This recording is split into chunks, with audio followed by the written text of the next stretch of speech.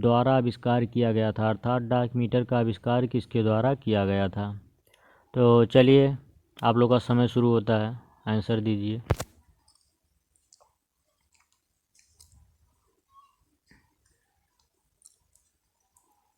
ठीक है दोस्तों, हम बता रहे हैं, तो आर्थर पिटनी के द्वारा किया गया था। दोस्तों इसी के साथ में हम क्वेश्चन से रिलेटेड और क्वेश्चन भी आप लोगों को बताते रहेंगे, जिससे 40 के बजाय 50-60 क्वेश्चन 70 क्वेश्चन आप लोगों का तैयार हो जाए। हर एक प्रैक्टिस सेट में 60 से 70 क्वेश्चन आप लोगों का तैयार होता रहेगा। दूसरा क्वेश्चन है, रिंग वार्म अर्थात दाद नामक बीमारी किसके कारण होती है। चलिए बताइए, तो किसके कारण होती है। कवक के कारण।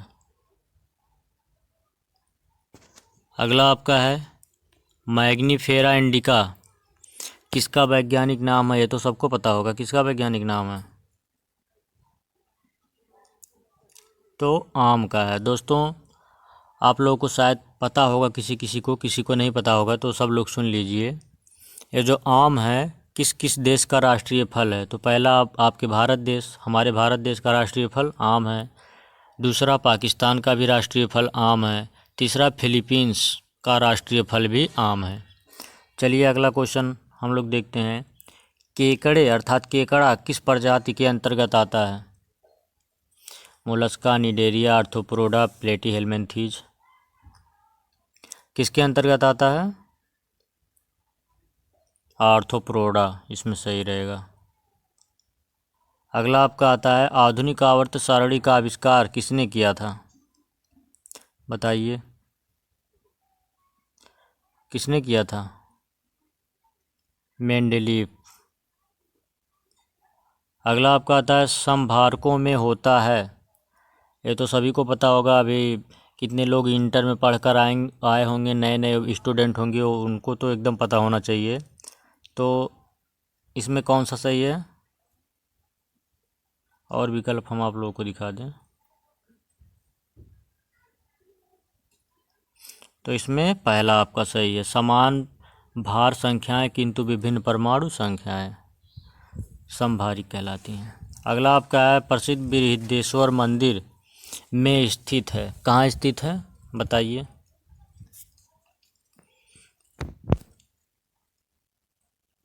तो ये आपका तंजावुर में स्थित है। तंजावुर कहाँ है, तो तमिलनाडु का एक ज़िला है तंजावुर। ठीक है, आगे देखते हैं, मैथिली भाषा मुख्य रूप से किस राज्य में बोली जाती है। बताइए अगर पता हो आंसर। मैथिली भाषा बिहार में बोली जाती है। और मैथिली भाषा से संबंधित एक क्वेश्चन और है, आप लोग जान लीजिए कि मैथिली भाषा को आपके संविधान के 8वीं अनुसूची में कब सम्मिलित किया गया था। तो 2002 में सम्मिलित किया गया था। बहुत इम्पोर्टेंट है, पूछ सकता है, जानते रहिए। ज़्यादा जान लेंगे तो नुकसान नहीं करेगा। ठीक है, आगे आपका है, कौन सा नियम यह कहता है कि बुरा पैसा संचरण में अच्छा पैसा बाहर करता है। बहुत इम्पोर्टेंट है ये।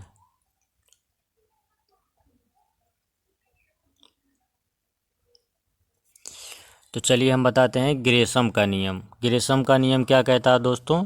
ग्रेशम के नियम के अनुसार यदि बाजार में, मार्केट में दो तरह के पैसे एक के समय में प्रचलन में है, एक अच्छा पैसा है और एक बुरा पैसा है, तो बुरा पैसा क्या करता है, अच्छे पैसे को बाजार में प्रचलन से बाहर कर देता है।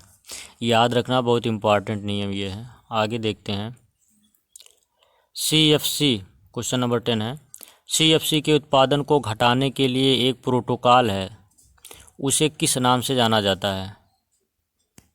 तो मॉन्ट्रियल प्रोटोकॉल। अगला आपका है, पुणे कभी इसकी राजधानी हुआ करती थी, या पुणे कभी, यहाँ पर खाली स्थान करके दे दिया, पुणे कभी खाली स्थान की राजधानी के रूप में जाना जाता था। बताइए। तो पेशवा इसमें सही रहेगा। पेशवा क्या है, किसी को पता है तो बताइए। तो मराठा साम्राज्य का नाम आप लोग सुने हैं, जानते होंगे सब लोग। तो मराठा साम्राज्य की स्थापना किसने की थी? शिवाजी किए थे। तो उनके साम्राज्य में प्रधानमंत्री को पेशवा कहा जाता था, प्रधानमंत्री पद को। चलिए आगे देखते हैं। पृथ्वी के बारे में निम्नलिखित में से कौन सी बात गलत है? इसको पढ़ लेते हैं। यह सबसे घना ग्रह है, या पांचवा सबसे बड़ा ग्रह है, इसे लाल ग्रह भी कहा जाता है, या सूर्य से तीसरा ग्रह है। इसमें दो चीज़ गलत लग रहा है। चलिए, जो इसमें दिया इसे लाल ग्रह भी कहा जाता है, इसको आप लोग बना लीजिए इसे नीला ग्रह भी कहा जाता है। तब आपका गलत हो जाएगा ए वाला। कैसे गलत हो जाएगा? देखिए, यह पांचवा सबसे बड़ा ग्रह है, तो सबको पता है, सही है, पृथ्वी पांचवा सबसे बड़ा ग्रह है। कैसे? बृहस्पति पहला सबसे बड़ा ग्रह है। बृहस्पति, शनि, अरुण, वरुण 4 ग्रह हैं, उसके बाद आपका पांचवा ग्रह आता है पृथ्वी, सबसे बड़ा ग्रह। ये भी सही है। इसे नीला ग्रह कहा जाता है, लाल को नीला मान लीजिए, यह भी सही है जल की उपस्थिति के कारण। यह सूर्य से तीसरा ग्रह है, ये भी सही है। कैसे? बुध, शुक्र, पृथ्वी तीसरा ग्रह है। तो यह भी आपका सही है, यह भी आपका सही है, ये नीला रहेगा। और ये भी आपका सही है, ये वाला गलत है। आगे आपका आता है, एक रंग भेद विरोधी कार्यकर्ता को दक्षिण अफ्रीका द्वारा वर्ष 1962 में 27 वर्षों के लिए कारावास में रखा गया था। बहुत इम्पॉर्टेंट है ये। कौन थे? नेल्सन मंडेला जी थे। आगे आपका है, चांद बीबी की शासक थी, बताइए किसी को पता हो तो। इसमें सही रहेगा अहमदनगर। चांद बीबी कौन थी? अहमदनगर के हुसैन निजाम की पुत्री थी। और बीजापुर जो दिया है, बीजापुर के आदिल शाह जो थे उन्हीं की पत्नी थी, अर्थात बाद में शादी हुआ था। और अहमदनगर चांद बीबी हैं, चांद बीबी वही शासिका हैं जो अकबर से लोहा ली थी, अर्थात अकबर की सामना की थी। तो इसमें अहमदनगर सही रहेगा। निम्नलिखित में से कौन सा एक ऋण आयन होगा? तो ये तो आप सभी को पता ही होगा। ऋण आयन कब होता है कोई परमाणु? जब उसमें, ऋण आयन की परिभाषा क्या होती है? जब उसमें, उस परमाणु में प्रोटॉनों से ज़्यादा इलेक्ट्रॉनों की संख्या हो जाती है। इसमें दिया है कहीं पे, यदि उसमें प्रोटॉन से अधिक इलेक्ट्रॉन्स होंगे, यही सही है आपका। अगला आपका आता है, धातुएं विद्युत का वहन क्यों करती हैं? मुक्त इलेक्ट्रॉन के कारण। अगला आपका है, राज्यसभा का सदस्य होने के लिए किसी भी व्यक्ति की उम्र कम से कम कितनी वर्ष होनी चाहिए? अभी संविधान में पढ़ाया गया था, यदि वीडियो ना देखें हो देख लें, संविधान बहुत अच्छे से पढ़ाया जा रहा है, उसमें सब कुछ ये सब बताया गया था। तो राज्यसभा को उच्च सदन कहा जाता है, एक ट्रिक भी हम बताए थे। और लोकसभा को निम्न सदन कहा जाता है। और 25 और 30 मान लीजिए, तो 25-30 में से उच्च कौन हुआ? 30 उच्च है, तो उच्च सदन अर्थात राज्यसभा के लिए 30 वर्ष। ना देखे हों तो आप लोग यूट्यूब पर सर्च कर लें, संविधान बाय ए.के. स्टडी चैनल, या संसद का टॉपिक है तो संसद बाय ए.के. Study channel. आगे आपका आता है, भारतीय संविधान में कितनी अनुसूचियां हैं? कितनी अनुसूचियां हैं? 12 अनुसूचियाँ। कभी कभी पूछ लेता है मूल संविधान में, अर्थात जब संविधान का निर्माण हुआ था तब उस समय कितनी अनुसूचियाँ थी? तो उस समय 8 अनुसूचियाँ थी, याद रखना। अंतर्राष्ट्रीय ओलंपिक दिवस कब मनाया जाता है? तो 23 जून को मनाया जाता है। अगला आपका है, 12 ईयर्स ए स्लेव नामक प्रसिद्ध किताब के लेखक कौन है? तो इसमें सोलोमन नॉर्थअप पायरेट्स, ये अमेरिका के हैं। आगे आपका है, किस बैंक ने टैप एंड पे नामक नई अभिनव NFC नियर फील्ड कम्युनिकेशन आधारित स्पर्श रहित भुगतान पद्धति की घोषणा की है? यह आपका कौन सा सही होगा? IICI bank. अगला आपका आता है, निम्न में से किस निकाय ने प्रदूषण व्यवस्था और पर्यावरणीय स्वास्थ्य PMEH कार्यक्रम की शुरुआत की है? याद रखना है, सब बहुत इम्पोर्टेंट है। विश्व बैंक इसमें सही रहेगा। क्या हुआ, आप लोग को समय नहीं दिए, ठीक है 4-5 सेकंड का समय दे रहे हैं, आंसर दीजिए। आप लोग भी स्वतंत्र हैं, सभी लोग आंसर दीजिए। कोई अगर गलत आंसर दे दिए तो कोई बात नहीं, हम आंसर बता रहे हैं ना बाद में। देश में सबसे बड़ा सार्वजनिक क्षेत्र का संगठन है, चलिए बताइए, दिए हैं टाइम। तो रेलवे है, देश का भी है, और भारतीय रेलवे जो है विश्व की दूसरी सबसे बड़ी रेलवे व्यवस्था है, और एशिया की पहली, और भारत की तो पहली होगी। भारत में एक ही है तो पहली होगी नहीं। चलिए देखते हैं, वैश्वीकरण से क्या तात्पर्य है। बहुत इम्पॉर्टेंट है, बस समझने की ज़रूरत है। ऐसे ये सब याद नहीं किया जाता। अभी देखना, यही ऑप्शन में से इसका आंसर मिल जाएगा। ध्यान से पढ़ो, क्वेश्चन में आंसर छिपा इसमें। कुछ प्रश्न हमें 3-4 प्रश्न तो ऐसे मिल जाता है एग्जाम में, बस ध्यान से पढ़िए, उसी प्रश्न में आंसर मिल जाएगा। तो देखिए, नाम से स्पष्ट हो रहा, वैश्वीकरण से क्या तात्पर्य है। तो कोई भी क्षेत्रीय स्तर का कार्य हो या घटना हो, उसको विश्व स्तर पर मतलब उसको दिखाना, उसका विस्तार करना। तो ऐसा किसी विकल्प में है, देखिए, अपनी अर्थव्यवस्था विश्व अर्थव्यवस्था में सामंजस्य स्थापित करना, और दूसरे में कानून में ढील, तीसरा आयात निर्यात, चौथा इनमें से कोई नहीं। अर्थात आपका कौन सा सही दिख रहा है, पहला सही दिख रहा है। अगला आपका आता है 25 है क्वेश्चन नंबर, भ्रष्टाचार को नियंत्रित करने के लिए भारत सरकार का संगठन है। केंद्रीय सतर्कता आयोग, इसकी स्थापना कब हुई थी, 1964 में हुई थी। निम्न में से, अब आप लोग बताएंगे 1964 में भारत देश के प्रधानमंत्री कौन थे, कमेंट करके बताना जरूर। निम्न में से कौन सा स्टेडियम भारत का पहला सौर ऊर्जा से लैस खेल स्थान है। इसमें आपका सही रहेगा चिन्ना स्वामी स्टेडियम बेंगलुरु में है। अगला आपका आता है, वसीय पदार्थ ज़्यादा खाने से क्या होता है, बताइए। तो सबको पता होगा, मोटापा। अगला आपका, वह कौन सा मुख्य कारक था जिससे शहरीकरण के स्वरूप पर गहरा प्रभाव पड़ा। कौन सा सही रहेगा, औद्योगिकरण। अगला आपका है, सामान्य व्यक्ति का औसत बौद्धिक स्तर IQ कितना होगा, या कितना होना चाहिए, या कितना होता है। 90 से 110 सही है। देखिए, सामान्य व्यक्ति का IQ क्या होता है भी समझ लीजिए।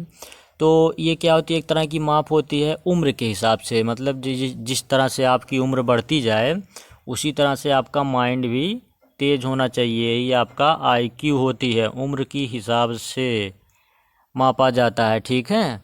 तो जैसे मान लीजिए सामान्य व्यक्ति है, उसकी जो IQ होनी चाहिए वो 90 से 110, लेकिन किसी किसी की 120 भी होती है। 120 जिसकी होती है बहुत ही ब्रिलियंट माना जाता है। अब 120 बनाने के चक्कर में मत हो जाना, पता लगे पगला जाओ। क्वेश्चन नंबर 30 है, केंचुए में, थोड़ा धुंधला दिख रहा है। केंचुए में श्वसन अंग का नाम है फेफड़े, गलफड़े। चलिए हम पढ़ रहे हैं, फेफड़े, गलफड़े, गीली त्वचा, इनमें से कोई नहीं। तो केंचुए जो श्वसन की क्रिया करते हैं किसके द्वारा, गीली त्वचा के द्वारा करते हैं। अब इससे 4-5 क्वेश्चन बनता है। केंचुआ किस संघ का जंतु है, तो केंचुआ एनिलिडा संघ में आता है, ठीक है। केंचुआ एनिलिडा संघ में आता है। केंचुए को किसान का मित्र कहा जाता है। केंचुआ द्विलिंगी है। आगे आपका आता है, कर्क रेखा किस राज्य से होकर नहीं गुजरती। तो इसका एक ट्रिक है, आप लोग शायद सुने होंगे, मित्र पर गमछा झार। उस ट्रिक में जो आ रहा है वो तो है, और इसमें नहीं है ना पूछा है, तो जो नहीं आ रहा वही आपका सही आंसर हो गया। तो मित्र पर गमछा, छा से छत्तीसगढ़, मित्र, त्रा से त्रिपुरा, पर, रा से राजस्थान, उड़ीसा नहीं आ रहा, आपका उड़ीसा सही है। बांग्लादेश की संसद को कहा जाता है या कहते हैं, तो बांग्लादेश की संसद को याद करने का तरीका, मान लीजिए बस एक ट्रिक बता रहा हूँ कि बांग्लादेश में क्या है, धर्मनिरपेक्ष नहीं है, जात पात पे ज़्यादा वहाँ पर भेदभाव होता है। तो जातीय संसद बत याद करने का एक तरीका बता रहा हूँ, ये नहीं है कि ऐसा होता है, पता नहीं रियल में होता है कि नहीं होता है। मार्क इस देश की मुद्रा है, मार्क किस देश की मुद्रा है, जर्मनी की। आगे आपका, भारत की पहली महिला विधायी या विधायक कौन है, कौन है, मुथुलक्ष्मी रेड्डी, मुथुलक्ष्मी रेड्डी। और ध्यान से समझिएगा, इनका एक दो कार्य और है। मुथुलक्ष्मी रेड्डी एक सामाजिक सुधारक थी, समाज सुधारक थी, और क्या थी, एक चिकित्सा थी, और क्या थी, विधायक थी। भारत की प्रथम महिला विधायक। बहुत ध्यान से पढ़ना, इसको देखना। आगे आपका हड़प्पावासी किस प्रकार की प्राचीन लिपि का उपयोग करते थे? चित्रलिपि, रेखीय, सांकेतिक, प्रतीकात्मक। आप सभी लोगों को पता होगा भावचित्रात्मक, तो भावचित्रात्मक है नहीं, तो इसमें चित्रलिपि है, ऐसा ही आपका हो गया। अगला आपका है वह गुण जिस कारण कोई पदार्थ वायुमंडल की नमी को सोख लेता है। इसमें आपका सही रहेगा परस्वेदन। अगला आपका है ऑपरेशन ब्लू स्टार, इससे संबंधित है। ऑपरेशन ब्लू स्टार भारतीय सेना का एक अभियान था जो पंजाब अमृतसर में स्वर्ण मंदिर में सैनिक कार्रवाई इसको बोला जाता है, ठीक है। पंजाब अमृतसर में स्वर्ण मंदिर में एक सैनिक कार्रवाई हुई थी, उस कार्रवाई को, उस भारतीय अभियान को ऑपरेशन ब्लू स्टार के नाम से भी जाना जाता है। रम्मन, यह इस राज्य का धार्मिक समारोह और अनुष्ठान नाट्य कला है। किस राज्य का है? उत्तराखंड का। अगला आपका भारत में पहली रेलवे टर्मिनस कौन सी थी? कौन सी थी? तो आपका इसमें सही रहेगा बोरोबंदर। अगला आपका आता है